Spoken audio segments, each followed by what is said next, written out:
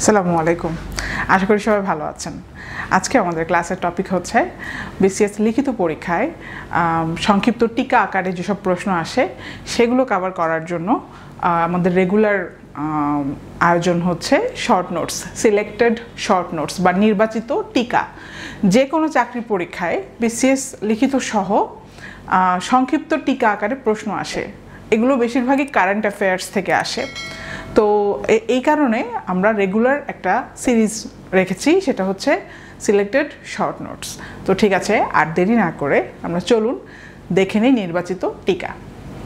চলুন দেখে নিই প্রথম টপিকটা কি। সাগরে তেল গ্যাস অনুসন্ধান। আমাদের বিসিএস লিখিত সিলেবাস যেটা অনলাইন থেকে নামাবেন বিপিএসসি ওয়েবসাইট থেকে। তো রিটেন সিলেবাসের কিন্তু সিরিয়ালি শুরুতেই দেখবেন আছে ন্যাচারাল রিসোর্সেস অফ বাংলাদেশ, অর্থাৎ বাংলাদেশের প্রাকৃতিক সম্পদ। তো সবসময় বাংলাদেশ বিষয়াবলীর টিকা লিখিত পরীক্ষায় যে অনেকগুলো টিকা লিখতে হয় 4 মার্কের, ওখানে কিন্তু আমাদের প্রাকৃতিক সম্পদ নিয়ে সবসময় প্রশ্ন থাকে। তাছাড়া যে কোনো এমসিকিউয়ে কিন্তু চলে আসতে পারে যে কোথায় কোন সম্পদটা পাওয়া যাচ্ছে, কোন এলাকাতে সম্পদটা পাওয়া যায়। তো এই কারণে আমরা যখনই প্রাকৃতিক সম্পদ তেল গ্যাস বিশেষ করে এগুলো যখন আমরা পাবো আমরা কিন্তু পড়ে ফেলবো, ঠিক আছে, যেন আমরা লিখে আসতে পারি। আচ্ছা ঠিক আছে, তাহলে আমরা দেখি সাগরে তেল গ্যাস অনুসন্ধান। 10 মার্চ 2024 সমুদ্রে তেল গ্যাস অনুসন্ধানে আন্তর্জাতিক দরপত্র আহ্বান করে বাংলাদেশের তেল গ্যাস ও খনিজ সম্পদ বিষয়ক সংস্থা পেট্রো বাংলা। দরপত্রে অংশ নিতে 11 মার্চ 2024 ইউরোপ, আমেরিকা, এশিয়া সহ বিশ্বের 55 কোম্পানিকে আমন্ত্রণ জানায় সরকার। 9 সেপ্টেম্বর 2024 পর্যন্ত 6 মাস দরপত্র জমা নেওয়া হবে। এখানে আমরা ছবি দেখতে পাচ্ছি, বঙ্গোপসাগরে তেল গ্যাস অনুসন্ধানে আন্তর্জাতিক দরপত্র আহ্বান করতে যাচ্ছে বাংলাদেশ। উৎপাদন বন্টন চুক্তি। উৎপাদন বন্টন চুক্তি বা production sharing contracts PSC petroleum অনুসন্ধান ও উন্নয়নের লক্ষ্যে বিদেশি ঠিকাদার প্রতিষ্ঠানের সঙ্গে বাংলাদেশ সরকারের একটি বিশেষ চুক্তি। এই চুক্তির অধীনে আন্তর্জাতিক তেল গ্যাস কোম্পানি নিজ বিনিয়োগে পিএসসির অধীনে এলাকায় ব্লক অনুসন্ধান কার্যক্রম পরিচালনা করে। পেট্রোলিয়াম অনুসন্ধান, উন্নয়ন, প্রক্রিয়াকরণ এবং বিপণন কার্যক্রম পরিচালনা ও একই উদ্দেশ্যে কোনো ব্যক্তি বা প্রতিষ্ঠানের সাথে চুক্তি সম্পাদনের দায়িত্ব এবং ক্ষমতা পেট্রোবাংলার উপরে অর্পিত থাকায় সরকারের পক্ষে ঠিকাদার কোম্পানির সাথে পেট্রোবাংলা পিএসসি চুক্তি স্বাক্ষর করে। আন্তর্জাতিক তেল কোম্পানি যদি পিএসসি চুক্তির অধীনে লাভজনক কোনো তেল গ্যাস ক্ষেত্র অনুসন্ধান করতে আবিষ্কার করতে সমর্থ হয় তাহলে সে তার অনুসন্ধান ব্যয় উসুল এবং পেট্রোবাংলার সাথে চুক্তি অনুযায়ী লভ্যাংশ ভাগাভাগি করার সুযোগ পায়।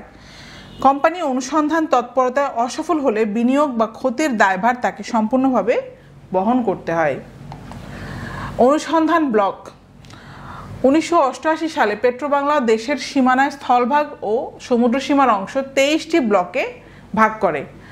এরপর 2012 সালে তেল গ্যাস অনুসন্ধানে ব্লকগুলো 48টি ব্লকে বিন্যস্ত করে, যার মধ্যে স্থলভাগ বা অনশোরে 22টি এবং সমুদ্র বা অফশোরে 26টি ব্লক নির্ধারণ করা হয়।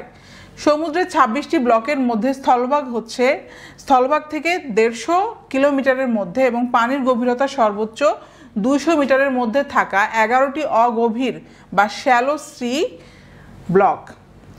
অপরদিকে স্থলভাগ থেকে 150 থেকে 400 কিলোমিটার দূরত্ব পর্যন্ত এবং গভীরতা সর্বোচ্চ 2000 মিটার পর্যন্ত এলাকার 15টি গভীর সমুদ্রের ডিপ সি ব্লক হিসেবে চিহ্নিত করা হয়। এখান থেকে কিন্তু এমসিকিউ আসতে পারে যে স্থলভাগে 1500 থেকে 150 থেকে 400 কিলোমিটার দূরত্ব পর্যন্ত এবং গভীরতা সর্বোচ্চ 2000 মিটার পর্যন্ত এলাকার। তো এরকম করে আসতে পারে যে ডিপ সি ব্লকের ইটা কত, এই যে দূরত্বটা কত স্থলভাগ থেকে, অথবা এই যে শ্যালো সি ব্লক, এখানে 11টি অগভীর সমুদ্রের ব্লক। তো এইখানে যদি কঠিন করে কোনো প্রশ্ন আসতে হয় চলে আসতে পারে। তো আপনারা জাস্ট একটু ধারণা রাখলেন, এত মনে থাকবে না। কিন্তু প্রাকৃতিক সম্পদ রিলেটেড যে কোনো আর্টিকেল যখন পাবেন, সামনে পাবেন, সেটা যে কোনো পত্রিকা হোক, যে কোনো বই হোক, সেটা কিন্তু পড়ে ফেলবেন। এই ধারণাটা খুব কাজে লাগে, কারণ লিখিততে টিকা আকারে কিন্তু লিখে আসতে হয়। অফশোরে মডেল পিএসসি 2023। 2019 সালে নতুন উৎপাদন অংশীদারিত্ব চুক্তি করা হয় এবং এর প্রায় 4 বছর পর 26 জুলাই 2023 অর্থনৈতিক বিষয় সংক্রান্ত মন্ত্রিসভা কমিটি দেশের অফশোর এলাকায় হাইড্রোকার্বন অনুসন্ধানে আন্তর্জাতিক দরপত্র আহ্বান করতে বাংলাদেশ অফশোর মডেল পিএসসি 2023 এর খসড়া অনুমোদন দেয়। পিএসসিতে প্রতি 1000 ঘনফুট গ্যাসের দাম ধরা হয়েছে ব্রেন্ট ক্রুডের 10% দরের সমান, অর্থাৎ বিশ্ববাজারে ক্রুডের দাম $100 হলে গ্যাসের দাম হবে $10। বর্তমান পিএসসি অনুসারে অগভীর সমুদ্রে পাওয়া গ্যাসে বাংলাদেশের হিস্সা 50 থেকে 80% এবং গভীর সমুদ্রে 50 থেকে 75% রয়েছে। সংশোধিত পিএসসির খসড়ায় বাংলাদেশের অংশ অগভীর সমুদ্রে 40 থেকে 65% এবং গভীর সমুদ্রে 35 থেকে 60% প্রস্তাব রাখা হয়েছে। পাশাপাশি রাখা হয় গ্যাস রপ্তানির সুযোগ। অনুসন্ধানের দরপত্র 1974 সালে তেল গ্যাস অনুসন্ধানে প্রথম দরপত্র আহ্বান করা হয়।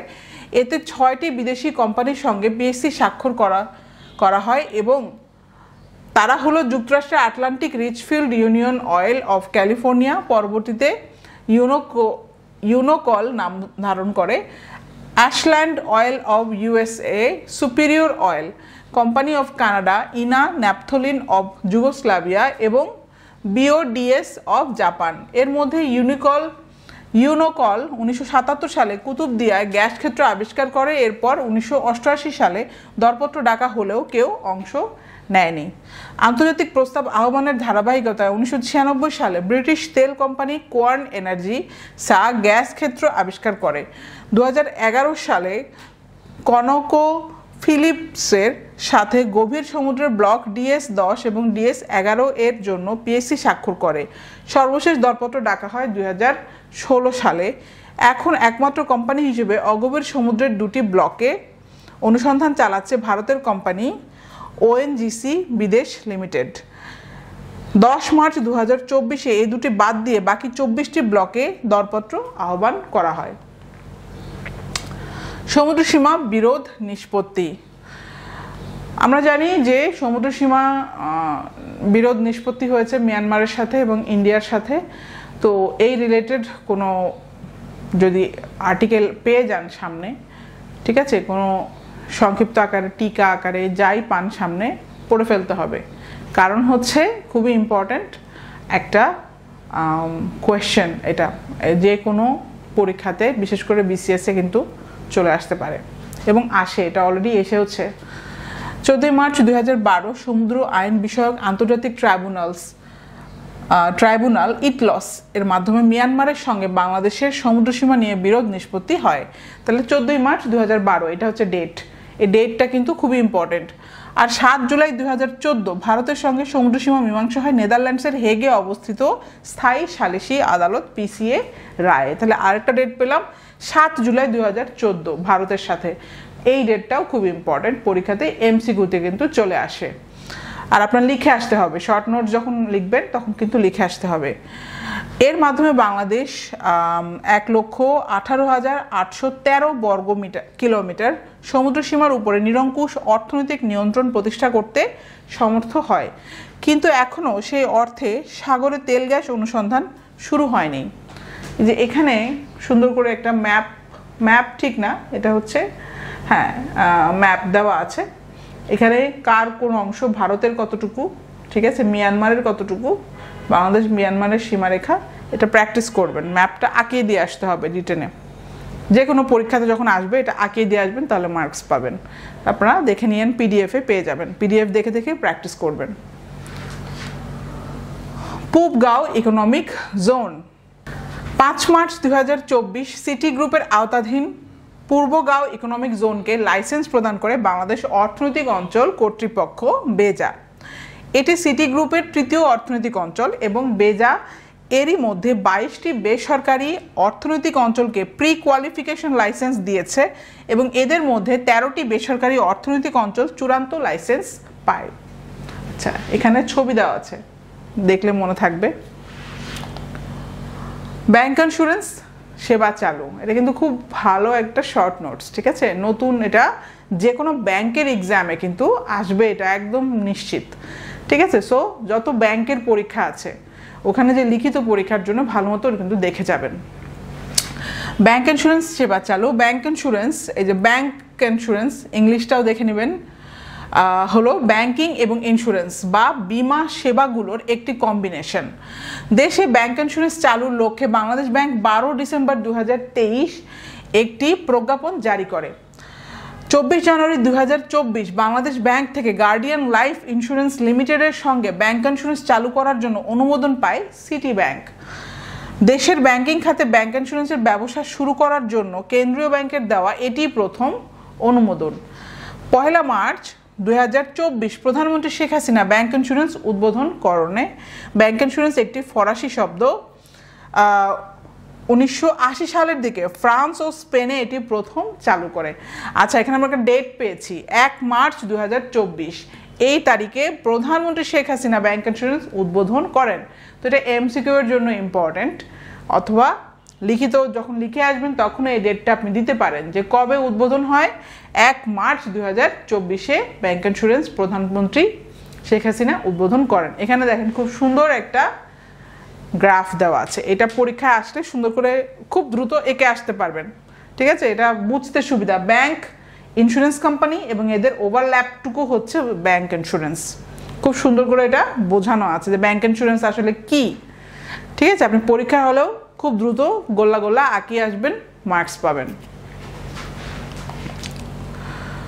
শিক্ষার্থীকে বিমার আওতায় আনবে ইডরা, IDRA। দেশের সরকারি বেসরকারি প্রাথমিক, মাধ্যমিক ও উচ্চ মাধ্যমিক বিদ্যালয় এবং অন্য শিক্ষা প্রতিষ্ঠানের সকল শিক্ষার্থীকে বিমার আওতায় আনার লক্ষ্যে চালু করা হয় বঙ্গবন্ধু শিক্ষা বিমা প্রকল্প। 4 মার্চ 2024-এ উদ্যোগ বাস্তবায়নে দেশের সকল জেলা প্রশাসকের বা ডিসি এর কাছে চিঠি পাঠায় বিমা উন্নয়ন ও নিয়ন্ত্রণ কর্তৃপক্ষ, ইডরা বা IDRA। 3 থেকে 17 বছরের শিক্ষার্থীর মা বাবা বা আইনগত অভিভাবক এই বিমার আওতায় আসতে পারবে। উল্লেখ্য, বঙ্গবন্ধুর জন্মশতবার্ষিকী উপলক্ষে 1 মার্চ 2021 বঙ্গবন্ধু শিক্ষা বিমা পরিকল্পনাটি উদ্বোধন করা হয়। এখানকার ডেট পেলাম 1 মার্চ 2021-এ বঙ্গবন্ধু শিক্ষা বিমা পরিকল্পনাটি উদ্বোধন করা হয় এবং বঙ্গবন্ধুর জন্মশতবার্ষিকী উপলক্ষে। আমরা জানি বঙ্গবন্ধুর জন্মদিন হচ্ছে 17 মার্চ এবং 17 মার্চ হচ্ছে অলসো কি একটা শিশু দিবস, জাতীয় শিশু দিবস। তো এই কারণেই সম্ভবত এই উদ্যোগটা নেওয়া হয়েছে। তো ঠিক আছে, আমরা পরের শর্ট নোটসটা দেখি। ভেরি ইম্পর্টেন্ট, আমাদের সার্বজনীন পেনশন স্কিম। তো এইটা রিলেটেড যা যা পাবেন চোখের সামনে এটা পড়ে নেবেন, সবসময় আপ টু ডেট থাকবেন। পরীক্ষাতে আসার সমূহ সম্ভাবনা, যে কোনো পরীক্ষা, চাকরির যত পরীক্ষা আছে এই রিলেটেড কিন্তু প্রশ্ন আসাটা অনেক বেশি সম্ভাবনা আছে। সর্বজনীন পেনশন কর্মসূচিতে নতুন স্কিম 24 জানুয়ারি 2023 জাতীয় সংসদে সর্বজনীন পেনশন ব্যবস্থাপনা বিল 2023 পাশ হয়। 31 জানুয়ারি 2023 রাষ্ট্রপতি বিলটিতে স্বাক্ষর করলে আইনে পরিণত হয়। 12 ফেব্রুয়ারি 2023 প্রজ্ঞাপন দ্বারা জাতীয় পেনশন কর্তৃপক্ষ প্রতিষ্ঠা করা হলেও 2রা এপ্রিল সেটি রহিত করে প্রজ্ঞাপনের মাধ্যমে পুনরায় জাতীয় পেনশন কর্তৃপক্ষ প্রতিষ্ঠা করা হয়। 13ই আগস্ট 2023 সরকার সর্বজনীন পেনশন স্কিম বিধিমালা 2023 জারি করে। এরপর 10 মার্চ 2024 প্রজ্ঞাপনের মাধ্যমে বিধিমালা সংশোধন করে প্রত্যয় নামক একটি নতুন স্কিম যুক্ত করা হয়।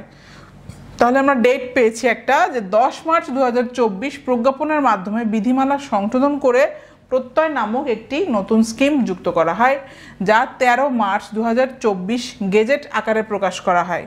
বিধিমালা পরিবর্তন হওয়ায় 1 জুলাই 2024 থেকে নিয়োগ পাওয়া সকল স্বশাসিত, স্বায়ত্তশাসিত, রাষ্ট্রায়ত্ত, সংবিধিবদ্ধ বা সমজাতীয় সংস্থা এবং অধীনস্থ অঙ্গ প্রতিষ্ঠান সমূহের নতুন কর্মকর্তা বা কর্মচারীরা সরাসরি সরকারি কোনো পেনশন পাবেন না।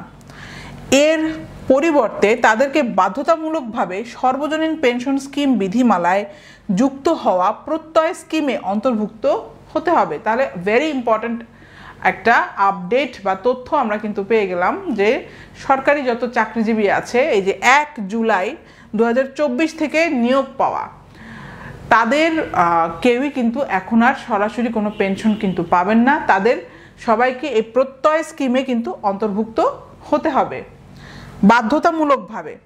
প্রসঙ্গত 17 আগস্ট 2023 প্রগতি, সুরক্ষা, প্রবাস ও সমতা এই 4টি আলাদা কর্মসূচি স্কিম নিয়ে সর্বজনীন পেনশন ব্যবস্থার যাত্রা শুরু হয়। তাহলে 17 আগস্ট 2023 হচ্ছে একটা ডেট পেলাম, এই ডেটে কিন্তু এই সর্বজনীন পেনশন ব্যবস্থার যাত্রাটা শুরু হয় এবং এই 4টি আলাদা কর্মসূচি এখানে এই সর্বজনীন পেনশন স্কিম নিয়ে কিন্তু আমি একদম প্রথম আমাদের যে শর্ট নোটসের সিরিজের যে প্রথম ভিডিওটা সেখানে কিন্তু আলোচনা করেছি। তো যারা যারা মিস করেছেন তারা দেখে নেবেন, আমি লিংক দিয়ে দিব এখানে, ঠিক আছে?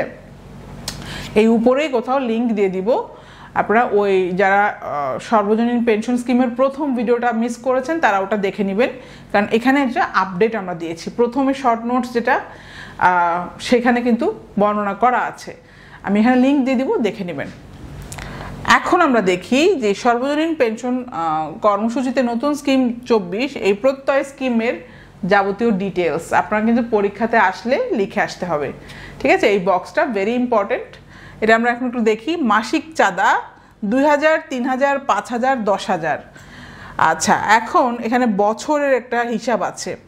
যদি 10 বছর হয় সেক্ষেত্রে এই যে 2000 টাকার যে মাসিক চাঁদা, এই 10 বছরে, ঠিক আছে, মাসিক পেনশন আসবে 3060 টাকা। তারপরে 15 বছরে যদি হয়, 15 বছরে এই যে মাসিক চাঁদা 2000-এর ক্ষেত্রে দেখেন 15 বছরে তার মাসিক পেনশন আসবে 5789 টাকা। ঠিক একইভাবে 20 বছরে এই যে 2000 টাকা যদি মাসিক চাঁদা হয় তাহলে 9854 টাকা। 25 বছরে 15910 টাকা। 30 বছরে 24932 টাকা। 35 বছরে 38374 টাকা। 40 বছরে 58400 টাকা। 42 বছরে 68931 টাকা। একইভাবে 3000 টাকা যদি চাঁদা হয় মাসিক চাঁদা, সেক্ষেত্রে মাসিক পেনশনের হিসাব কিন্তু দেওয়া আছে। 5000 টাকা চাঁদা হলে মাসিক পেনশনের কিন্তু এখানে চার্টটা দেওয়া আছে কত বছরে কি, এবং 10,000 টাকা যদি মাসিক চাঁদা হয় সেক্ষেত্রে এখানে মাসিক যে পেনশনটা পাবেন সেটার কিন্তু চার্টটা দেওয়া আছে। তো এই চার্টটা প্র্যাকটিস করবেন, কাজে লাগবে, পরীক্ষাতে আসলে কিন্তু দিয়ে আসতে হবে। তো ডেটা মনে রাখার কিন্তু নিয়ম আমি যে বাজেটের একটা ভিডিও বানিয়েছি, বাজেট, অর্থনৈতিক সমীক্ষা, যাবতীয় চার্ট, অন্যান্য যত ইম্পর্টেন্ট চার্ট, টেবিল চার্ট লাগে আমাদের লিখিত পরীক্ষার জন্য, সেটারও কিন্তু একটা সেপারেট আমি ভিডিও বানিয়েছি। তো সেই ভিডিওটা যারা মিস করেছেন তারা দেখে নেবেন, আমি এখানে লিংক দিয়ে দিব, ঠিক আছে? এই লিংকে যে ভিডিওটা দেখবেন ওইখানে আমি বর্ণনা করেছি কিভাবে এসব চার্ট মনে রাখতে হয়। ওই ভিডিওটা সুন্দর করে মনোযোগ আকারে পুরোটা দেখবেন, কষ্ট করে একটু দেখবেন। কেন? কারণ আমি ওখানে বর্ণনা করেছি যে কিভাবে এই ডেটাগুলো মনে রাখতে হয়, একটা রেঞ্জ ধরে, ঠিক আছে, কাছাকাছি ভাবে ডেটা কিভাবে মনে রাখতে হয় সেখানে কিন্তু বর্ণনা করেছি। তো ঠিক আছে, ওই ভিডিওটা দেখে নেবেন সবাই। আচ্ছা, কোম্পানি একীভূতকরণ ও অধিগ্রহণ এখন খুবই ট্রেন্ডি একটা টপিক হচ্ছে মার্জার এবং অ্যাকুইজিশন। এই যে মার্জার এর বাংলা হচ্ছে একীভূতকরণ এবং অ্যাকুইজিশনের বাংলা হচ্ছে অধিগ্রহণ। তো এখন খুব এগুলো হট একটা টপিক, কারণ কি আমরা জানি বিভিন্ন ব্যাংক কি হচ্ছে মার্জ হয়ে যাচ্ছে বা অ্যাকুইজিশন, মার্জারই বেশি হচ্ছে। তো এই কারণে আমরা এখন ডিটেলে একটু পড়বো, যে কোনো ব্যাংকের এক্সামে চলে আসতে পারে, যে কোনো পরীক্ষা, চাকরির পরীক্ষা, লিখিত পরীক্ষায় চলে আসবে। আচ্ছা, কোম্পানি বা ব্যবসার ক্ষেত্রে বিশ্বব্যাপী মার্জার ও অ্যাকুইজিশন খুবই পরিচিত শব্দ। শুধু অন্য দেশে নয়, বাংলাদেশেও প্রায় কোম্পানি মার্জার বা অ্যাকুইজিশনের ঘটনা ঘটছে। 31 জানুয়ারি 2024 বাংলাদেশ ব্যাংকের পক্ষ থেকে ভালো ব্যাংকের সঙ্গে মন্দ ব্যাংকের একীভূত করার ঘোষণার পর এই শব্দটি বেশ আলোচনায় আসে। এই যে এখানে খুব সুন্দর করে একটা গ্রাফ দেওয়া আছে বা ইনফোগ্রাফিক, যেটাকে আমরা বলি ইনফোগ্রাফিক। তো এইটা দেখলে একটু বুঝবেন যে মার্জার অ্যাকুইজিশন ছবি আকারে যদি দেখাতে চাই তাহলে কি বোঝায়। আচ্ছা, এখন আমরা দেখব মার্জার ও অ্যাকুইজিশন। ইংরেজি মার্জার শব্দের অর্থ একীভূতকরণ এবং অ্যাকুইজিশন শব্দের অর্থ অধিগ্রহণ। মার্জার শব্দটি এসেছে মার্জ বা একীভূত বা একত্র করা থেকে। দুই বা ততোধিক পৃথক কোম্পানি যখন একটি কোম্পানিতে রূপান্তরিত হয়ে ব্যবসা কার্যক্রম পরিচালনা করে তখন তাকে মার্জার বা একীভূতকরণ বলা হয়। মার্জ হওয়ার আগে উভয় কোম্পানির মালিকই নতুন কোম্পানির শেয়ার পান। মার্জের পর নতুন কোম্পানির নামকরণের ক্ষেত্রে উভয় কোম্পানির নাম যুক্ত করে একটি নাম হতে পারে। আচ্ছা, অন্যদিকে অ্যাকুইজিশন শব্দটি অ্যাকোয়ার বা অর্জন বা গ্রহণ বা দখল নেওয়া থেকে এসেছে। তখন এ প্রক্রিয়া আর্থিকভাবে অপেক্ষাকৃত সবল কোনো কোম্পানি যখন অন্য কোনো কোম্পানিকে কিনে নেয় তখন এ প্রক্রিয়াকে অ্যাকুইজিশন বা অধিগ্রহণ বলা হয়। যখন কোনো কোম্পানি অন্য কোনো কোম্পানিকে অধিগ্রহণ করে তখন দুটি কোম্পানি পৃথক সত্তা নিয়ে ব্যবসা পরিচালনা করতে পারে। তাহলে অধিগ্রহণের ক্ষেত্রে কি হবে? তখন দুটি কোম্পানি পৃথক সত্তা নিয়ে ব্যবসা পরিচালনা করতে পারবে। এখন প্রশ্ন হচ্ছে কেন হয়? আচ্ছা, মার্জার ও অ্যাকুইজিশন দুটি পৃথক প্রক্রিয়া এবং উদ্দেশ্যও ভিন্ন। একটি কোম্পানি কোনো কারণে ব্যবসায় নিজের অবস্থান হারিয়ে দুর্বল হয়ে যায় বা সংশ্লিষ্ট কোম্পানির মালিক নিজে ওই ব্যবসায় থাকতে চান না বা ব্যবসা ছেড়ে দিতে চান, তখনই মার্জার ও অ্যাকুইজিশনের ঘটনা ঘটে।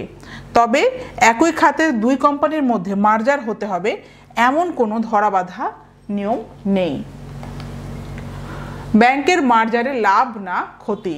এখন আমরা জানবো যে ব্যাংকের যে মার্জার হচ্ছে এটা কি লাভ নাকি ক্ষতি। প্রথম লাভ বা ক্ষতির হিসাব হবে সংশ্লিষ্ট ব্যাংকের মালিক বা শেয়ার হোল্ডারের মধ্যে। সাধারণত দুর্বল প্রতিষ্ঠানের মালিক বা শেয়ার হোল্ডাররা অপেক্ষাকৃত কম শেয়ার পান, বেশি শেয়ার পান ভালো ব্যাংকের মালিক বা শেয়ার হোল্ডাররা। তবে এক পর্যায়ে ভালো ব্যবস্থাপনায় ব্যাংকের পরিচালন খরচ কমার পাশাপাশি ব্যবসা বাড়লে উভয় পক্ষে লাভবান হওয়ার সম্ভাবনা বাড়ে। ব্যাংকের আমানতকারীদের ক্ষেত্রেও মার্জ হওয়ার আগে বা পরে তাদের মূল আমানতের দায় নতুন ব্যাংকের ঘাড়েই পড়বে। তবে দুর্বল ব্যাংক বেশি সুদে আমানত নিয়ে থাকলে তাদের সুদের হার কিছুটা কমতে পারে, কারণ ব্যবসার স্বার্থে নতুন ব্যাংক বাস্তব ভিত্তিক সুদ হার নির্ধারণ করবে। আর সবল ব্যাংকের আমানতকারীদের ক্ষেত্রে সাধারণত কোনো পরিবর্তন হয় না। দুই কোম্পানির মার্জ হলে প্রথমত শীর্ষ পদের অনেকেই চাকরি হারাবেন। তো এটা একটা প্রবলেম, দুই ব্যাংক যখন মার্জ হবে তখন শীর্ষ পদের অনেকেই চাকরি হারাবেন, এটি স্বাভাবিক। যেমন পৃথক দুই ব্যাংকে দুজন এমডি থাকলেও মার্জ হওয়া ব্যাংকে একজনই এমডি হবেন, ফলে একজন চাকরি হারাবেন। আবার একই এলাকায় স্বল্প দূরত্বে উভয় ব্যাংকের শাখা থাকলে একটি বন্ধ করে দেওয়ার প্রয়োজন হতে পারে, সেক্ষেত্রেও অনেকে চাকরি হারাতে পারেন। কারণ ব্রাঞ্চ থাকবে, একই এলাকায় দুইটা ব্যাংকের ব্রাঞ্চ থাকতে পারে, তো একটা ব্রাঞ্চ বন্ধ করতে হবে একই এলাকায়। সো একটা ব্রাঞ্চ বন্ধ করলে ওই ব্রাঞ্চের যারা নিয়োগ প্রাপ্ত ছিল বা যারা এমপ্লয়ি তাদের তো অবশ্যই ছাঁটাই করতে হবে। তো এভাবে অনেকেই চাকরি হারাবেন, এটি স্বাভাবিক। বাংলাদেশে ব্যাংক একীভূতকরণ, তাহলে বাংলাদেশে ব্যাংক একীভূতকরণ মার্জের ক্ষেত্রে কি হয়েছে? 5 ডিসেম্বর 2023 দেশের ব্যাংকগুলোর আর্থিক পরিস্থিতির উন্নতি ঘটাতে বাংলাদেশ ব্যাংক থেকে প্রম্পট কারেক্টিভ অ্যাকশন পিসিএ নামে একটি ফ্রেমওয়ার্ক দেওয়া হয়। এরই ধারাবাহিকতায় খেলাপি ঋণ কমানো ও ভেঙে পড়া সুশাসন ফেরাতে 4 ফেব্রুয়ারি 2024 কেন্দ্রীয় ব্যাংকের পক্ষ থেকে 17টি পরিকল্পনা ঘোষণা করা হয়। পিসিএ নীতিমালায় বলা হয় 5টি সূচকের ভিত্তিতে ব্যাংকগুলোর শ্রেণী নির্ধারণ করা হবে। তাহলে পিসিএ ফ্রেমওয়ার্কের আন্ডারে বলা হয়েছে 5টি সূচক বা 5 ইন্ডেক্স হচ্ছে ব্যাংকগুলোর শ্রেণী নির্ধারণ করা হবে। 5টি সূচক হলো ব্যাংকের মূলধন পর্যাপ্ততার অনুপাত TR1 মূলধন অনুপাত, কমন ইকুইটি TR1 CET1 অনুপাত, প্রকৃত খেলাপি ঋণ ও কর্পোরেট গভর্নেন্স বা সুশাসন। কেন্দ্রীয় ব্যাংক থেকে জারিকৃত PCA ফ্রেমওয়ার্ক 2024 সালের আর্থিক প্রতিবেদনের ভিত্তিতে 2025 সালের মার্চে এটি কার্যকর হবে। তাহলে কার্যকর হবে কবে? 2025 সালের মার্চে। তখন খেলাপি ঋণ, তারল্য, মূলধন ও সুশাসন এই 4 মানদণ্ডের ভিত্তিতে এর র্যাঙ্কিং হবে। তো ভেরি ইম্পর্টেন্ট কিন্তু, হ্যাঁ, আপনাদের লিখে আসার মতো ধারণা থাকতে হবে। তো এগুলো আমি বোল্ড আকারে দিয়ে দিয়েছি যে 5টি সূচক, ঠিক আছে। এখানে যা যা ইনফরমেশন আসে বারবার করে একটু দেখে নেবেন, তাহলে কিন্তু মনে থাকবে, কিন্তু পরীক্ষাতে লিখে আসতে হবে। 31 জানুয়ারি 2024 ব্যাংকের শীর্ষ নির্বাহীদের সঙ্গে এক আলোচনায় বাংলাদেশ ব্যাংকের পক্ষ থেকে দুর্বল ব্যাংক একীভূত করার বিষয়ে পরামর্শ দেওয়া হয়। অবশেষে 18 মার্চ 2024 বাংলাদেশ ব্যাংকের গভর্নরের উপস্থিতিতে দেশের 4র্থ প্রজন্মের পদ্মা ব্যাংক শরিয়া ভিত্তিক এক্সিম ব্যাংকের সঙ্গে একীভূত হতে একটি সমঝোতা স্মারক MOU স্বাক্ষরিত হয়।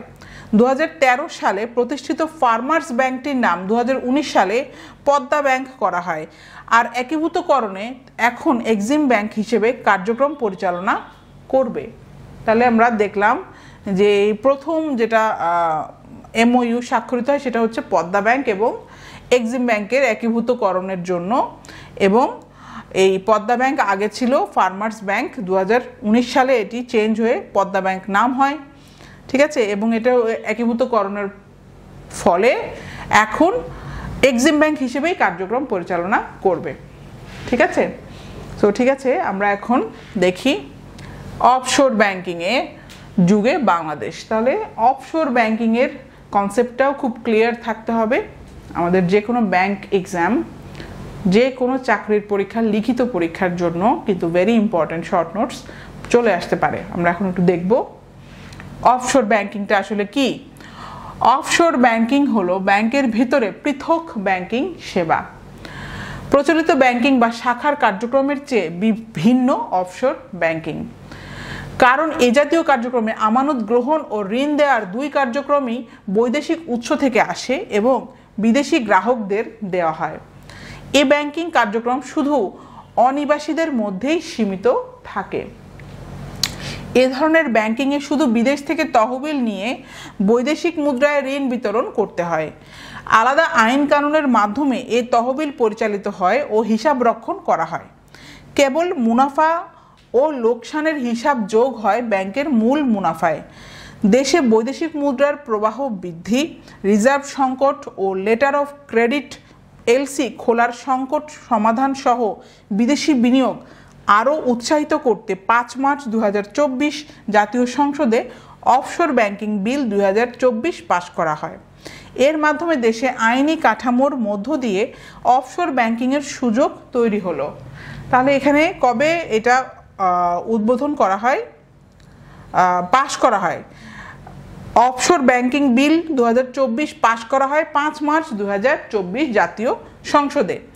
এখন আরও কিছু আমরা দেখলাম যে মেইন ব্যাপারটা হচ্ছে কেন এই অফশোর ব্যাংকিংটা সুবিধাটা করা হলো। কারণ হচ্ছে বৈদেশিক মুদ্রার প্রবাহ বৃদ্ধি, রিজার্ভ সংকট ও লেটার অফ ক্রেডিট খোলার সংকট সমাধান সহ বিদেশি বিনিয়োগ আরও উৎসাহিত করতে কিন্তু এই অফশোর ব্যাংকিংয়ের সুবিধাটা দেওয়া হলো। সো এটা কিন্তু ভেরি ইম্পর্ট্যান্ট ব্যাংকিং যে কোনো এক্সামের ক্ষেত্রে। বাংলাদেশের বাইরে থেকে তহবিল সংগ্রহ করে ইপিজেডের বিনিয়োগকারী প্রতিষ্ঠানকে বৈদেশিক মুদ্রায় ঋণ দেওয়ার জন্য অফশোর ব্যাংকিং কার্যক্রম শুরু হয়।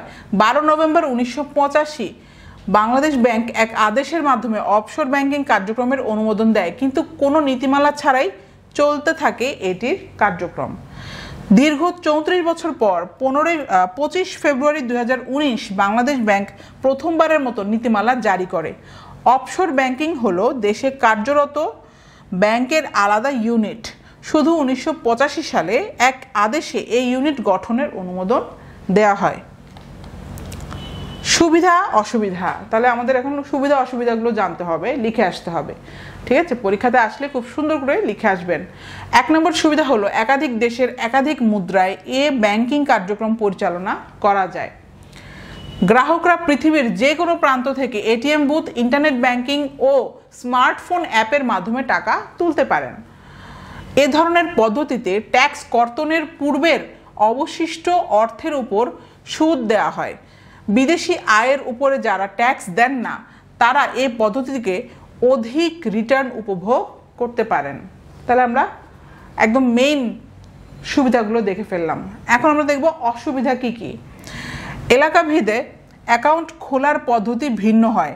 সবচেয়ে সুবিধাজনক অফশোর ব্যাংক অ্যাকাউন্ট খুঁজে পেতে অনেক ঘাটাঘাটি করতে হয় এবং এক্ষেত্রে নিউ ইয়র্কের নো ইয়োর কাস্টমার KYC আইন অনুসরণ করতে হয়।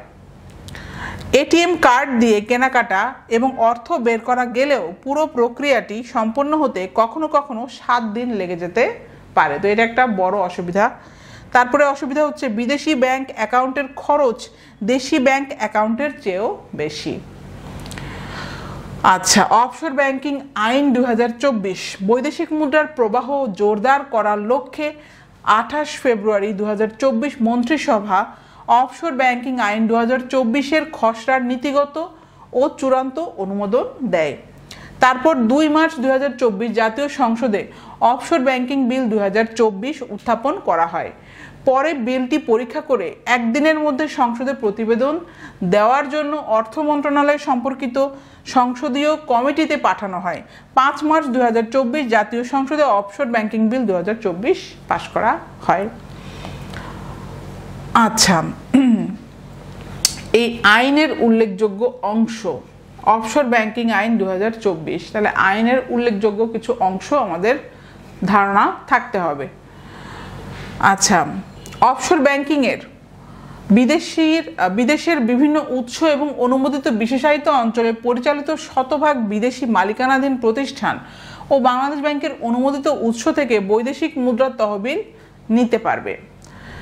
রপ্তানি প্রক্রিয়াকরণ অঞ্চল, বেসরকারি রপ্তানি প্রক্রিয়াকরণ অঞ্চল, অর্থনৈতিক অঞ্চল এবং হাইটেক পার্ক সমূহের শতভাগ বিদেশি মালিকানাধীন প্রতিষ্ঠানগুলো থেকে আমানত সংগ্রহ করতে পারবে। আইনের মাধ্যমে অনিবাসী ব্যক্তি কিংবা বাইরের কোনো প্রতিষ্ঠান যারা এখানে বিনিয়োগ করবে তারা অফশোর অ্যাকাউন্ট খুলতে পারবে। অফশোর ব্যাংকিং ইউনিট তাদের স্বল্পমেয়াদী ঋণ ও অগ্রিম বা বিনিয়োগ ঋণপত্র ও গ্যারান্টি সুবিধা প্রদান, বিল ডিসকাউন্টিং, বিল নেগোশিয়েটিং এবং অন্যান্য বৈদেশিক বাণিজ্য সংশ্লিষ্ট বহি লেনদেন সেবা প্রদান করতে পারবে। অফশোর ব্যাংকিং ইউনিট যে কোনো অনুমোদিত বৈদেশিক মুদ্রায় হিসাব পরিচালনা করতে পারবে। অনিবাসী ব্যক্তি বা বাইরের কোনো প্রতিষ্ঠান যারা এখানে ইনভেস্ট করবে তারা অফশোর অ্যাকাউন্ট খুলতে পারবে। লেনদেন অফশোর ব্যাংকিং প্রচলিত ব্যাংকিং বা শাখার কার্যক্রমের চেয়ে ভিন্ন। এতে স্থানীয় মুদ্রার পরিবর্তে বৈদেশিক মুদ্রায় হিসেব করা হয়। মোট 5টি বিদেশি মুদ্রায় লেনদেন করা যাবে। এগুলো হলো, তাহলে কয়টি বিদেশি মুদ্রা? 5টি। এবং এই বিদেশি মুদ্রাগুলো হলো মার্কিন ডলার, পাউন্ড স্টার্লিং, ইউরো, জাপানি ইয়েন ও চীনা ইউয়ান। ভেরি ইম্পর্টেন্ট, কিন্তু এমসিকিউ এর জন্য কিন্তু ইম্পর্টেন্ট, এমসিকিউতে চলে আসতে পারে। আচ্ছা, এখন আমরা দেখব ন্যাটো নিয়ে যাবতীয় আমরা একটু স্টাডি করব। কারণ কি, ন্যাটো হচ্ছে আন্তর্জাতিক বিষয়াবলীর জন্য খুবই ইম্পর্টেন্ট একটা টপিক এবং এখন ট্রেন্ডিং আছে। কারণ হচ্ছে নতুন সদস্য পদ পেয়েছে সুইডেন এবং এমসিকিউ এর জন্য কিন্তু ইম্পর্টেন্ট খুবই। কারণ এমসিকিউতে আসে যে সর্বশেষ সদস্য ন্যাটোর কোনটা বা কোন দেশ, তারপরে যে কত তারিখে পায়, কতটি সদস্য সংখ্যা, ন্যাটোর সদস্য সংখ্যা কতটি। তার উপরে আমাদের কিন্তু এখন যে সব ক্রাইসিস চলছে, আন্তর্জাতিক ক্রাইসিসগুলো, তো সেক্ষেত্রেও ন্যাটোর প্রাসঙ্গিকতা চলে আসে। ন্যাটোর অবদানটা কি, ন্যাটোর গুরুত্বটা কি, এখনকার যে আন্তর্জাতিক যত ক্রাইসিসগুলো চলছে, যেমন ইসরায়েল প্যালেস্টাইন, সিরিয়া ক্রাইসিস, আরও যত ক্রাইসিস আছে, সেগুলোতে ন্যাটোর গুরুত্বটা কি। তো এই কারণে আমরা এখন একটু ন্যাটো নিয়ে স্টাডি করব বিস্তর আকারে। ঠিক আছে, ন্যাটো বিশ্বের সবচেয়ে শক্তিশালী ও বৃহৎ নিরাপত্তা সামরিক জোট। তাহলে কি ধরনের জোট ন্যাটো? ন্যাটো হচ্ছে একটি সামরিক জোট, অর্থাৎ মিলিটারি অ্যালায়েন্স। 7 মার্চ 2024 সুইডেন 32তম সদস্য হিসেবে আনুষ্ঠানিকভাবে ন্যাটোতে যোগদান করে। তাহলে ডেট পেয়ে গেলাম 7ই মার্চ 2024। এবং কে সুইডেন পায় এবং কততম?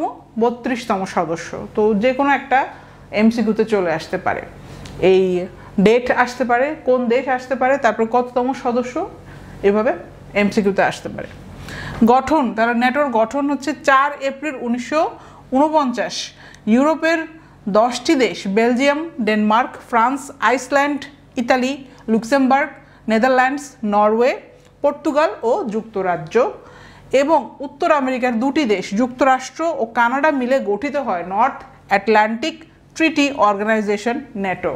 তো ন্যাটোর ফুল ফর্মটাও কিন্তু চলে আসতে পারে এমসিকিউ পরীক্ষায়, সেটা হচ্ছে নর্থ আটলান্টিক ট্রিটি অর্গানাইজেশন বা উত্তর আটলান্টিক নিরাপত্তা জোট হচ্ছে ন্যাটো।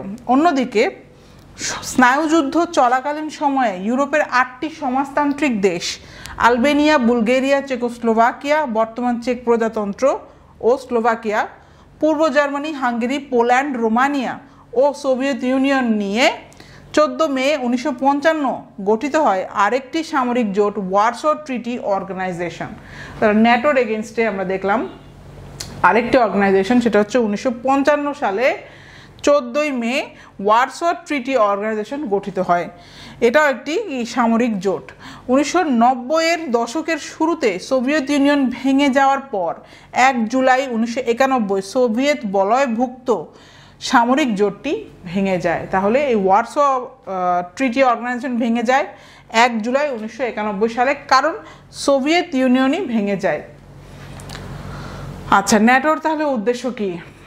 Very important. দ্বিতীয় বিশ্বযুদ্ধে অন্যতম বিজয়ী দেশ হওয়ায় পূর্ব ইউরোপ জুড়ে সোভিয়েত ইউনিয়নের বিপুল পরিমাণে সেনা রয়ে যায়।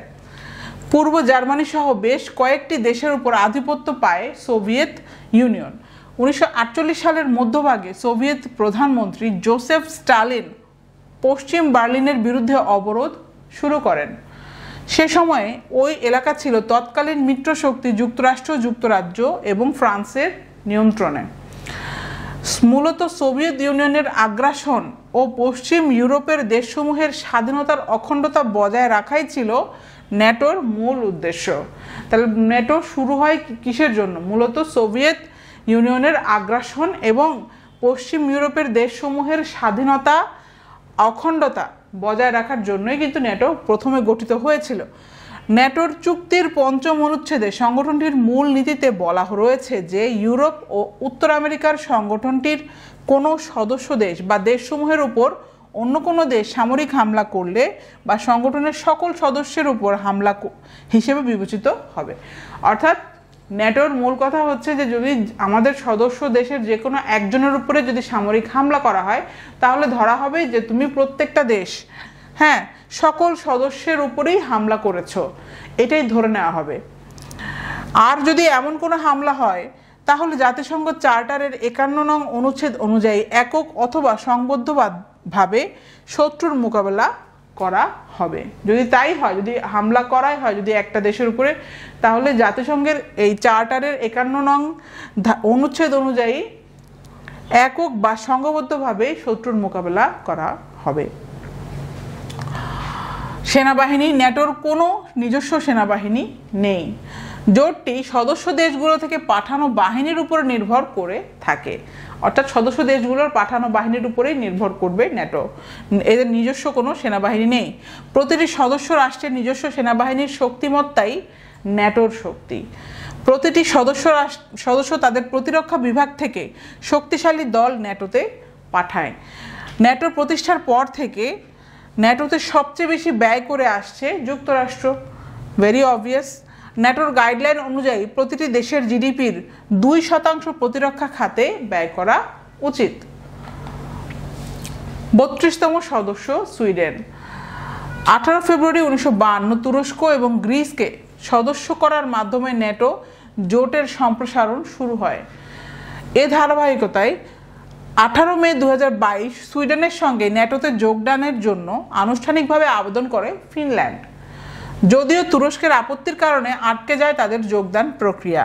নানা আলোচনার পর 4 এপ্রিল 2023 ফিনল্যান্ড ন্যাটোর 31তম সদস্য হিসেবে যোগদান করলেও আপত্তির কারণে আটকে যায় সুইডেনের যোগদান। তাহলে আরও একটা আমরা সদস্য পেলাম, 31তম সদস্য, এবং সেটা হচ্ছে ফিনল্যান্ড 4 এপ্রিল 2023 যোগদান করে, আর আটকে যায় হচ্ছে সুইডেন। 23 জানুয়ারি 2024 তুরস্ক অনুমোদন দিলেও পরবর্তী সময়ে এ পথে মূল বাধা হয়ে দাঁড়ায় রাশিয়ার মিত্র হিসেবে পরিচিত হাঙ্গেরি। তাহলে এই সুইডেনের জন্য আপত্তি করে এই হাঙ্গেরি।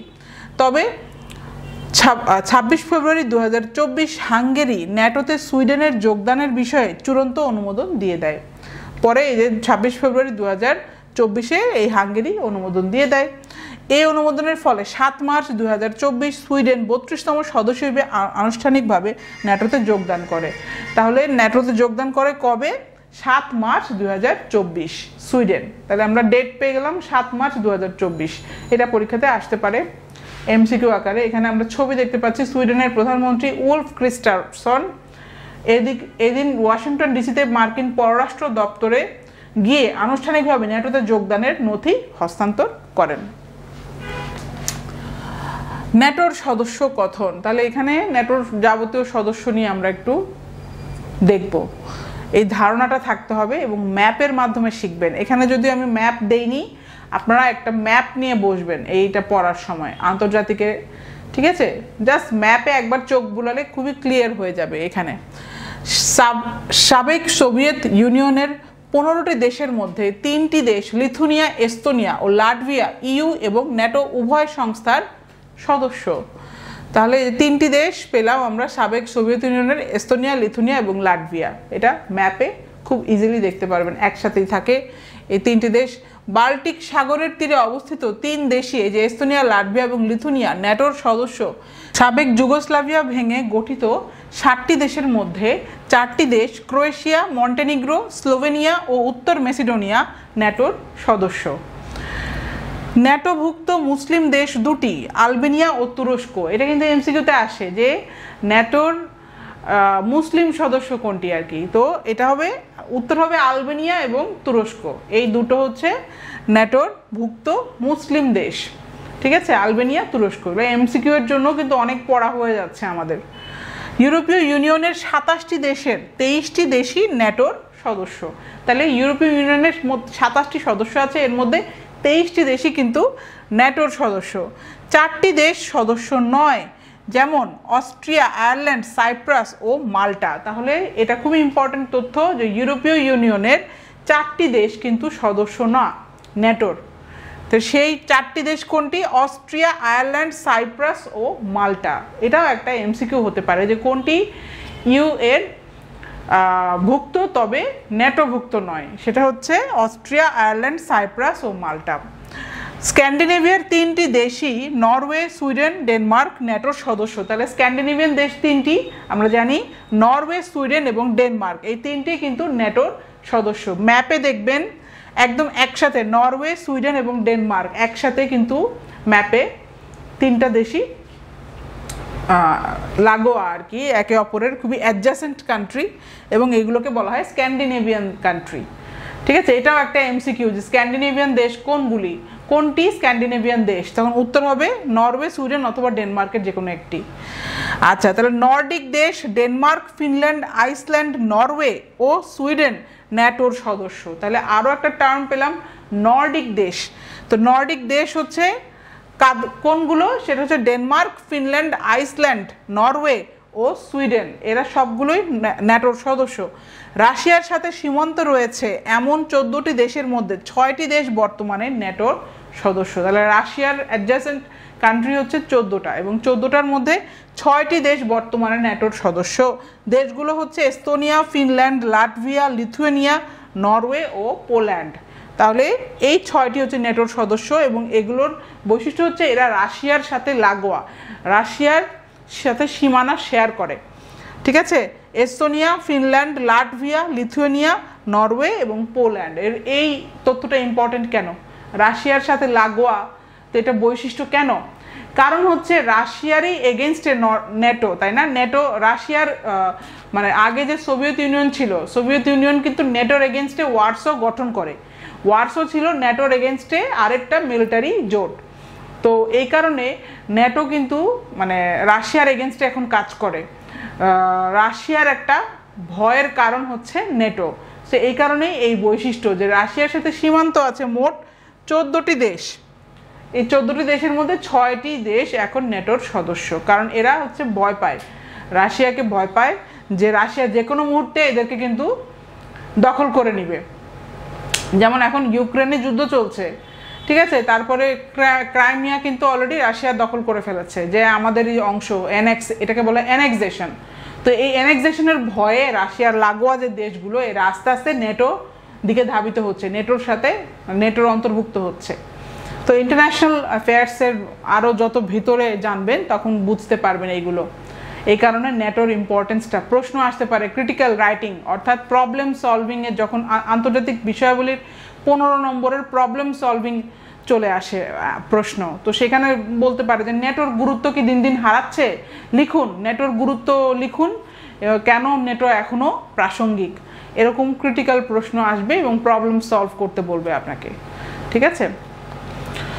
নেটো রাশিয়ার সম্পর্ক ও দ্বন্দ্ব তাহলে ভেরি রেলেভেন্ট, একটু আগে আমি বললাম। তো এখন আমরা দেখব কেন নেটো রাশিয়ার সম্পর্ক ও দ্বন্দ্বটা কি। দ্বিতীয় বিশ্বযুদ্ধের পরবর্তী সময়ে নেটো সোভিয়েত ইউনিয়ন এবং সাম্যবাদকে তাদের বড় হুমকি মনে করে। এই যে দ্বিতীয় বিশ্বযুদ্ধের পরবর্তীতে নেটো এবং সোভিয়েত ইউনিয়ন এবং সাম্যবাদকে তাদের বড় হুমকি মনে করে। আবার 1989 সালে পূর্ব ইউরোপে বিপ্লব এবং সোভিয়েত ইউনিয়নের পতনের পর থেকে নেটো সাবেক সোভিয়েত স্যাটেলাইট রাষ্ট্রকে নিজেদের সদস্য হিসেবেই গণ্য করে। 27 মে 1997 নেটো এবং রাশিয়া অভিন্ন স্বার্থের ভিত্তিতে একটি স্থিতিশীল, নিরাপদ এবং অবিভক্ত মহাদেশ তৈরির পারস্পরিক প্রতিশ্রুতি দেয়। এই দেখেন 27 মে 1997 নেটো এবং রাশিয়া অভিন্ন স্বার্থের ভিত্তিতেই কি করে, স্থিতিশীল, নিরাপদ এবং অবিভক্ত একটি মহাদেশ তৈরির পারস্পরিক প্রতিশ্রুতি দেয়। কিন্তু দেখেন 28 মে 2002 নেটো রাশিয়া সহযোগিতা চুক্তি স্বাক্ষরিত হয়। তাহলে নেটো রাশিয়া চুক্তিও কিন্তু হয় 28 মে 2002 সালে। এই চুক্তির মাধ্যমে রাশিয়া নেটোর জুনিয়র পার্টনার হিসেবে অন্তর্ভুক্ত হয়। তাহলে কি, নেটোর জুনিয়র পার্টনার হিসেবে অন্তর্ভুক্ত হয়। 2014 সালে রাশিয়া ইউক্রেনের ক্রাইমিয়া দখল করে নেওয়ার পরে ইউক্রেন নেটোর ব্যাপারে আগ্রহী হয়ে ওঠে। এই যে ক্রাইমিয়া যখন দখল করে নিল 2014 সালে রাশিয়া, এই কারণে তখন ইউক্রেনও নেটোর ব্যাপারে কিন্তু আগ্রহী হয়ে ওঠে। ইউক্রেনও বুঝতে পারে যে আমরা নেটোর সদস্য হব, তাহলে রাশিয়ার আগ্রাসন থেকে আমরা বাঁচতে পারবো। রাশিয়ার সঙ্গে নেটোর দ্বন্দ্বের কারণ এই সামরিক জোটটিতে নতুন সদস্য দেশের অন্তর্ভুক্তি। এই দ্বন্দ্বটা, রাশিয়ার সাথে নেটোর দ্বন্দ্বটার কারণই হচ্ছে এই জোটটিতে নতুন সদস্য দেশের অন্তর্ভুক্তিগুলো। রাশিয়ার ধারণা ইউক্রেন নেটোর সদস্য হলে এ জোটের সেনারা ইউক্রেনে অবস্থান নিতে পারবে। রাশিয়ার ধারণা যদি ইউক্রেন নেটোর সদস্য হয়ে যায় সেক্ষেত্রে এই নেটোর যত সেনারা আছে তারা ইউক্রেনে অবস্থান নিতে পারবে। মূলত ইউক্রেনের নেটোতে যোগ দেওয়ার আগ্রহের জেরেই রাশিয়া 24 ফেব্রুয়ারি 2022 দেশটিতে বিশেষ সামরিক অভিযান শুরু করে। যে 24 ফেব্রুয়ারি 2022 বিশেষ সামরিক অভিযান শুরু করে রাশিয়া, কারণ ইউক্রেন নেটোর সদস্য হতে চায়। আবার ইউক্রেন যুদ্ধের কারণে সৃষ্ট পরিস্থিতি অনেক দেশকে নেটোর সঙ্গে যুক্ত হতে উৎসাহিত করে। এখন এই ইউক্রেন যুদ্ধের কারণে এই পরিস্থিতি কিন্তু অন্যান্য দেশও কিন্তু এই নেটোর প্রতি আরও আগ্রহ প্রকাশ করে বা উৎসাহিত হয়ে যায়। প্রতিষ্ঠার পর থেকে এখন পর্যন্ত নেটোর সীমান্ত রাশিয়ার দিকে প্রায় 250 কিলোমিটার অগ্রসর হয়েছে। তাহলে দেখেন প্রতিষ্ঠার পর থেকে নেটো এবং রাশিয়ার দিকে যে সীমান্ত এটা হচ্ছে কি 250 না 2500 কিলোমিটার অগ্রসর হয়েছে। এই কারণে রাশিয়া কিন্তু নেটোকে পছন্দ করছে না, কারণ রাশিয়ার যত প্রভাব বলয় সেটা কিন্তু কমে আসছে নেটোর জন্য, এবং রাশিয়ার প্রভাব বলয় থেকে মুক্তি পাওয়ার জন্যই নেটোর দিকে উৎসাহিত হচ্ছে অন্যান্য দেশ, রাশিয়ার যত সীমান্তে যত দেশ আছে। তথ্য উপাত্তে তারা নেটোর সম্পর্কে আমরা এখন শর্ট নোট আকারে যদি আসে, এমসিকিউ আকারে যদি আসে, সব লিখে আসতে পারবো। আচ্ছা, NATO north Atlantic treaty organization, full form হচ্ছে নর্থ আটলান্টিক ট্রিটি অর্গানাইজেশন, প্রতিষ্ঠা 4 এপ্রিল 1949। সংস্থার প্রধান কি? এটা প্রধানের নাম হচ্ছে মহাসচিব বা সেক্রেটারি জেনারেল ইংরেজিতে বলা হয়। মেয়াদকাল 4 বছর। দাপ্তরিক ভাষা 2টি, ইংরেজি এবং ফরাসি।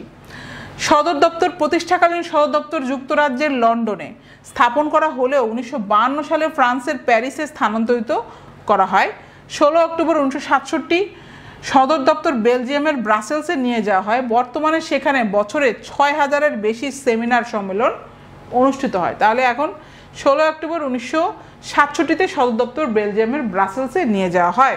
তাহলে এখন আমরা যদি বলি বর্তমান কোথায়, আসলে ব্রাসেলসে, এবং বর্তমানে সেখানে 6000-এরও বেশি সেমিনার সম্মেলন অনুষ্ঠিত হয়।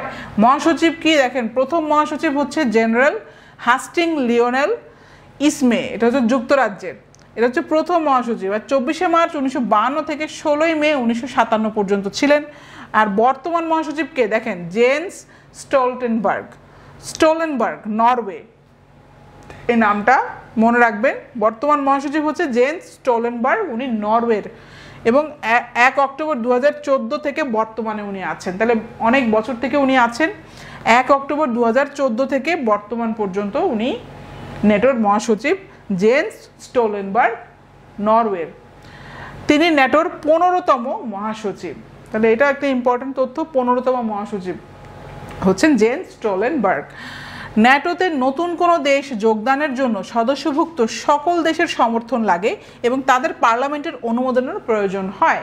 তাহলে ন্যাটোতে যদি আপনি যোগদান দিতে চান, সেক্ষেত্রে সকল দেশেরই সমর্থন লাগবে। কেউ যদি আপত্তি করে তাহলে কিন্তু হবে না, আর তাদের পার্লামেন্টেরও অনুমোদনের প্রয়োজন হয়। বাঙালির উচ্ছ্বাসে বাংলা নববর্ষ। তাহলে বাংলা নববর্ষটা কেন আমরা পড়বো? কারণ আমাদের এপ্রিল হচ্ছে নববর্ষের মাস, এবং যত রেলেভেন্ট এই মাসের যত রেলেভেন্ট তথ্য উপাত্ত আছে সেগুলো আমরা পড়াশোনা করছি। অর্থাৎ যত যাবতীয় দিবস, এই এপ্রিল মাসে যত যাবতীয় দিবস, যাবতীয় ঘটনা, এই কারণে আমরা কিন্তু স্টাডি করব, কারণ এই রিলেটেড চলে আসতে পারে যে কোনো পরীক্ষায়, মানে সেই মাস বা তার আগের মাস এর কারেন্ট অ্যাফেয়ার্সটা ইম্পর্ট্যান্ট হয়ে যায়, কারণ তখন ট্রেন্ডিং থাকে, টপিকগুলো ট্রেন্ডিং থাকে, চলে, হট টপিক হিসেবে সব পত্রিকাতে আসে। আচ্ছা, তাহলে আমরা এখন নববর্ষ নিয়ে একটু পড়াশোনা করি। হ্যাঁ, বাঙালির উচ্ছ্বাসে বাংলা নববর্ষ। বাংলা নতুন বছরের প্রথম দিন এবং বিদায়ী বছরের শেষ দিনকে ঘিরে নানা ধরনের আয়োজন ছুঁয়ে যায় সকল বাঙালিকে। বিশেষত পহেলা বৈশাখের আয়োজন বাঙালির সর্বস্তরের জনজীবনকে নানাভাবে রঙিন করে। বাংলা সন 992 হিজরি অথবা 1584 সালের 10 বা 11 মার্চ থেকে বাংলা সন গণনা শুরু হয়। তবে এই গণনা পদ্ধতি কার্যকর করা হয় আকবরের সিংহাসন আরোহণের সময় 5 নভেম্বর 1556 থেকে। প্রথমে এ সনের নাম ছিল ফসলি সন, পরে বঙ্গাব্দ বা বাংলা বর্ষ নামে পরিচিত হয়। সন একটি আরবি শব্দ, আর সাল শব্দটি উর্দু ও ফার্সি ভাষায় ব্যবহৃত হয়। বাংলায় সনকে অব্দ বা সাল হিসেবে অভিহিত করা হয়। সম্রাট আকবর তার দরবারের বিশিষ্ট বিজ্ঞানী ও জ্যোতির্বিদ আমির ফতুল্লাহ সিরাজিকে হিজরি চান্দ্র বর্ষপঞ্জিকে সৌর বর্ষপঞ্জিতে রূপান্তরিত করার দাবি প্রদান করেন। তবে তিনি 29 বছর পূর্বে তার সিংহাসন আরোহণের বছর থেকে এ পঞ্জিকা প্রচলনের নির্দেশ দেন। এজন্য 963 হিজরি সাল থেকে বঙ্গাব্দ গণনা শুরু হয়। এগুলো কিন্তু মুখস্থ করার জন্য না, এগুলো হচ্ছে একবার রিডিং পড়ে, ঠিক আছে, ধারণা রাখার জন্য। আমি বললাম, আপনারা শুনলেন, তারপরে একটু পিডিএফ একটু চোখ বুলাবেন, এটা খুব ভালো একটা ধারণা হয়ে যাবে। এগুলো মুখস্থ করে মানে মনে রেখে পরীক্ষা হলে লিখে আসতে পারবেন না। সো এগুলো মুখস্থ করার কিছু নাই, সো ভয় পাবেন না। জাস্ট রিডিং, একটা গো থ্রু, একটা গল্প আকারে আমরা জানবো। ধারণা থাকলে লিখে আসতে পারবেন। এইসব সাল হিজরি এগুলো দিয়ে আসতে হবে না, ঠিক আছে। বাংলা সনের আরও কিছু তথ্য আমরা জেনে নিই। ইতোপূর্বে বঙ্গে প্রচলিত শকাব্দ বা শক বর্ষপঞ্জির প্রথম মাস ছিল চৈত্র মাস, কিন্তু 963 হিজরি সালের মুহররম মাস ছিল বাংলা বৈশাখ মাস এজন্য বৈশাখ মাসকেই বঙ্গাব্দ বা বাংলা বর্ষপঞ্জির প্রথম মাস এবং পয়লা বৈশাখকে নববর্ষ ধরা হয়। নববর্ষের প্রচলন 1608 সালে মোগল সম্রাট জাহাঙ্গীরের নির্দেশে সুবেদার ইসলাম খান ঢাকাকে যখন রাজধানী হিসেবে গড়ে তোলেন, তখন থেকেই বাংলা বছরের পয়লা বৈশাখকে উৎসবের দিন হিসেবে পালন করা শুরু হয়। 1972 সালে বাংলা 1379 সন পয়লা বৈশাখ বাংলাদেশের জাতীয় পার্বণ হিসেবে অন্তর্ভুক্ত হয়। তাহলে কবে? 1972 সালে পয়লা বৈশাখ বাংলাদেশের জাতীয় পার্বণ হিসেবে অন্তর্ভুক্ত হয়। সম্মিলিত সাংস্কৃতিক জোট 1989 সালের পয়লা বৈশাখের সকালে তখনকার চারুকলা ইনস্টিটিউট, এখন অনুষদ, থেকে ঢাক ঢোল বাজিয়ে বিশাল আকৃতির মুখোশ, পশু পাখির প্রতিকৃতি ইত্যাদি সহ শোভাযাত্রা বের হয়। 30 নভেম্বর 2016 বাংলাদেশের মঙ্গল শোভাযাত্রা ইউনেস্কোর অধরা বা ইনট্যাঞ্জিবল সাংস্কৃতিক ঐতিহ্যের তালিকায় স্থান লাভ করে। তাহলে 30 নভেম্বর 2016 এই বাংলাদেশের মঙ্গল শোভাযাত্রা কিন্তু ইউনেস্কোর অধরা বা ইনট্যাঞ্জিবল সাংস্কৃতিক ঐতিহ্যের তালিকায় স্থান লাভ করে। এটা একটা এমসিকিউ আকারে কিন্তু ভেরি ইম্পর্ট্যান্ট একটা তথ্য। এখানে দেখেন ছবি, মঙ্গল শোভাযাত্রার ছবি, এবং এখানে এই যে একটা প্রতীকী ছবি আছে, এটা সম্ভবত সম্রাট আকবরের আমলের। 12 মাসের নামকরণ, তাহলে এটা একটা এমসিকিউ এর জন্য ইম্পর্ট্যান্ট চলে আসতে পারে। বঙ্গাব্দের 12 মাসের নামকরণ করা হয় নক্ষত্র মণ্ডলে চন্দ্রের আবর্তন বিশেষ তারার অবস্থানের উপর ভিত্তি করে। সেগুলো হলো বৈশাখ বিশাখা নক্ষত্রের নামানুসারে, জ্যৈষ্ঠ জ্যেষ্ঠা নক্ষত্রের নামানুসারে, আষাঢ় উত্তর ও পূর্ব আষাঢ়া নক্ষত্রের নামানুসারে, শ্রাবণ শ্রবণা নক্ষত্রের নামানুসারে, ভাদ্র উত্তর ও পূর্ব ভাদ্রপদ নক্ষত্রের নামানুসারে, আশ্বিন অশ্বিনী নক্ষত্রের নামানুসারে, কার্তিক কৃতিকা নক্ষত্রের নামানুসারে, অগ্রহায়ণ মার্গশীর্ষ মৃগশিরা নক্ষত্রের নামানুসারে, পৌষ পুষ্যা নক্ষত্রের নামানুসারে, মাঘ মঘা নক্ষত্রের নামানুসারে, ফাল্গুন উত্তর ও পূর্ব ফাল্গুনী নক্ষত্রের নামানুসারে, চৈত্র চিত্রা নক্ষত্রের নামানুসারে। 12 মাসের নামকরণ আরও দেখি আমরা। সম্রাট আকবর কর্তৃক প্রবর্তিত তারিখ ইলাহির মাসের নামগুলি প্রচলিত ছিল ফার্সি ভাষায়, যথা ফারওয়াদিন, আরদি, ভিহিসু, খোরদাদ, তীর, আমারদাদ, শাহরিয়ার, আবান, আয়ুর, দাই, বহম এবং ইস্কন্দার মিজ। বাংলা সন অন্যান্য সনের মতোই 7 দিনকে সপ্তাহ হিসেবে গ্রহণ করেছে। এই দিনগুলির নাম তারকামণ্ডলীর নাম থেকেই করা হয়। উল্লেখ্য, বাংলা সনের দিনের শুরু হয় সূর্যোদয়ে আর ইংরেজি বর্ষপঞ্জির শুরু হয় মধ্যরাতে। তাহলে এখানে একটা ছবি দেখতে পাচ্ছেন সম্রাট আকবরের। ঠিক আছে, আমরা এখন দেখব বৈশাখ নিয়ে বিভিন্ন গান। তো আপনার লিখিত পরীক্ষায় যদি ছোট করে শর্ট নোট চলে আসে তখন কিন্তু সুন্দর করে দিয়ে আসতে হবে এইটা, তাহলে মার্কস পাবেন। হ্যাঁ, বৈশাখ নিয়ে যত গান, বাংলা বর্ষবরণের সঙ্গে জড়িয়ে রয়েছে অসংখ্য গান। গানের নাম হচ্ছে এসো হে বৈশাখ, এসো এসো। গীতিকার রবীন্দ্রনাথ ঠাকুর। কণ্ঠশিল্পী, এটা তো কণ্ঠশিল্পী নির্দিষ্ট কোনো কণ্ঠশিল্পী নেই, প্রকাশিত হয় 1927 সালে। আচ্ছা, গানের নাম হচ্ছে মেলায় যায় রে, মেলায় যায় রে। গীতিকার হচ্ছে মাকসুদ, কণ্ঠশিল্পী ফিডব্যাক, প্রকাশিত হয় 1988 সালে। রমনার বটমূলে কথা হবে প্রাণ খুলে। গীতিকার কবির বকুল, কণ্ঠশিল্পী আসিফ আকবর এবং প্রকাশিত হয় 2006 সালে। বাজে রে বাজে ঢোল আর ঢাক। গীতিকার কবির বকুল, কণ্ঠশিল্পী সোনিয়া, প্রকাশিত হয় 2006 সালে। আইলো আইলো আইলো রে। গীতিকার ইফতেখার পিয়াস, কণ্ঠশিল্পী ইশতিয়াক হোসেন, প্রকাশিত হয় 2008 সালে। বৈশাখ এলো রে নববর্ষ। গীতিকার আবু সায়েম চৌধুরী, কণ্ঠশিল্পী ইরিন জামান। আর গানের নাম হচ্ছে নববর্ষ। গীতিকার অনুরূপ আইচ, কণ্ঠশিল্পী কর্নিয়া, প্রকাশিত সাল এখানে নট অ্যাভেলেবল। সেই 4টা পুরোটা মনে না রাখলেও প্রথম 2-3টা কিন্তু মনে রাখা খুবই ইজি, কারণ খুবই ফেমাস গান। প্রথম 2-3টা মনে রেখে যদি লিখে আসতে পারেন খুব ভালো মার্কস পাবেন, এই কারণেই 4টা দিয়ে দেওয়া। ঈদুল ফিতর, আমাদের ঈদুল ফিতর গিয়েছে এই কয়েকদিন হলো, এখনও ঈদের ছুটি অনেকেই কাটাচ্ছেন, তো খুবই রেলেভেন্ট একটা টপিক হচ্ছে ঈদুল ফিতর। এই আমরা এখন ঈদের একটু ইতিহাস ছোট করে একটু জানবো, ঠিক আছে? যদি কোনো শর্ট নোটস চলে আসে আমরা যেন লিখে আসতে পারি। পবিত্র রমজানে সিয়াম সাধনা ও সংযম পালনের পর শাওয়ালের 1 তারিখে মুসলমানদের ঈদুল ফিতর। ঈদুল ফিতর মুসলমানদের প্রধান 2টি ধর্মীয় উৎসবের একটি।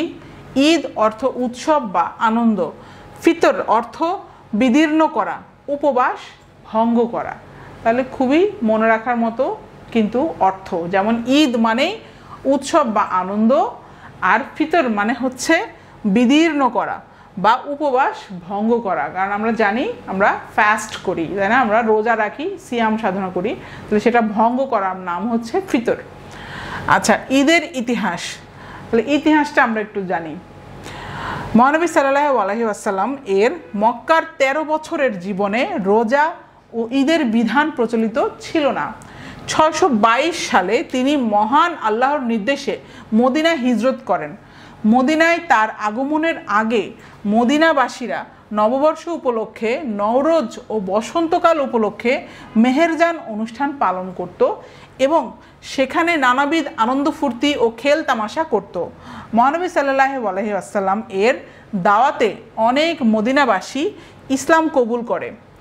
তারা মহানবী সাল্লাল্লাহু আলাইহি ওয়াসাল্লামের কাছে এমন উৎসব কামনা করেন যেখানে বৈধভাবে উৎসব করা যায়।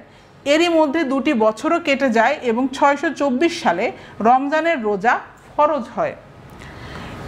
এ সময় আল্লাহ তাআলা জাহিলি যুগের 2টি উৎসবের পরিবর্তে ইসলামের 2টি উৎসব প্রবর্তন করেন, একটি ঈদুল ফিতর, অন্যটি ঈদুল আজহা। মদিনায় প্রথম ঈদ, মুসলমানরা প্রথম ঈদুল ফিতরের নামাজ পড়ে 2য় হিজরি মোতাবেক 624 সালের 30 বা 31শে মার্চ। মহানবী সাল্লাল্লাহু আলাইহি ওয়াসাল্লাম ঈদের দিন ছোট বড় সবার আনন্দের প্রতি খেয়াল করতেন। মদিনার ছোট ছোট শিশু কিশোরের সঙ্গে তিনি আনন্দ করতেন, শরীয়তের অন্তর্ভুক্ত সকল আনন্দ করার অনুমতি দিতেন। বাংলাদেশে ঈদ, বাংলাদেশের অন্তর্গত ভূভাগে প্রথম ঈদ পালন করা হয় সুলতানি আমলে। অবশ্য 640 সালের দিকেই এই অঞ্চলে ইসলাম প্রচার শুরু হয়, কিন্তু তখনই এই অঞ্চলে ঈদ পালন শুরু হয়নি। ঈদ পালনের রীতি মূলত চালু হয় স্বাধীন সুলতানি আমলে। ধারণা করা হয় তাদের আমলেই প্রথম ঢাকা শহরে পবিত্র ঈদুল ফিতর ও ঈদুল আজহা পালন শুরু হয়। আগে ঢাকায় ঈদের জামাত প্রধানত চকবাজার মসজিদ আর ধানমন্ডির ঈদগাহ ময়দানে অনুষ্ঠিত হয়। এছাড়াও বড় বড় জামায়াত আরও কয়েকটি জায়গায় হতো, যেমন গেন্ডারিয়ার ধূপখোলা ময়দানে, আরমানিটোলা ময়দানে, বর্তমান ঢাকা বিশ্ববিদ্যালয়ের খেলার মাঠে।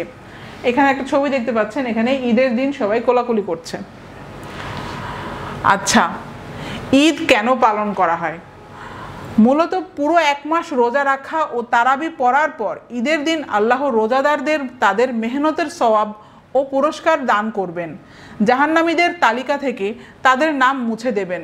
তাই রোজাদাররা খুশি হয়ে শুকরিয়া স্বরূপ দান সদকা করে এবং ঈদের নামাজ আদায় করে। ঈদুল ফিতরের তারিখ নির্ধারণ। প্রতি বছর রমজান মাস গ্রেগরিয়ান ক্যালেন্ডারের তুলনায় 11 দিন এগিয়ে আসে। যদি মুসলমানরা সৌর বর্ষপঞ্জি অনুসরণ করত তাহলে রমজানের সময় প্রতি বছর ঠিক একই মৌসুমে হতো, কিন্তু চন্দ্র বর্ষপঞ্জি অনুসরণের সুবিধা হলো এটি বিশ্বের সকল মুসলিমকে বিভিন্ন মৌসুমে রোজার অভিজ্ঞতার সুযোগ করে দেয়। প্রতি 33 বছরে রমজান মাস ঘুরে আবার সৌর বর্ষপঞ্জির একই সময়ে ফিরে আসে। বেশিরভাগ মুসলিম দেশে ঈদের তারিখ সরকারিভাবে নির্ধারিত হয়। আকাশে চাঁদ দেখে তারপর ঈদের ঘোষণা করা হয়। এ কারণেই বিভিন্ন দেশে ঈদ হয় ভিন্ন ভিন্ন তারিখে। বাংলাদেশে বৈজ্ঞানিক পদ্ধতিতে আবহাওয়া অফিস ও মহাকাশ গবেষণা ও দূর অনুধাবন প্রতিষ্ঠানের স্পারসো কাছে চাঁদের পূর্বাভাস থাকে। তাই ইসলামের বিধান অনুসরণ ও আধুনিক প্রযুক্তি ব্যবহারের মাধ্যমে চাঁদ দেখার খবর যাচাই করে ধর্ম মন্ত্রণালয় কর্তৃক গঠিত চাঁদ দেখা কমিটি চাঁদ দেখার ঘোষণা দেন। তো এগুলো আমরা কিন্তু মোটামুটি জানা আছে, কারণ আমরা প্রতি ঈদে কিন্তু দেখি যে চাঁদ দেখা কমিটি জানায় যে কখন ঈদ হবে, কবে ঈদ হবে।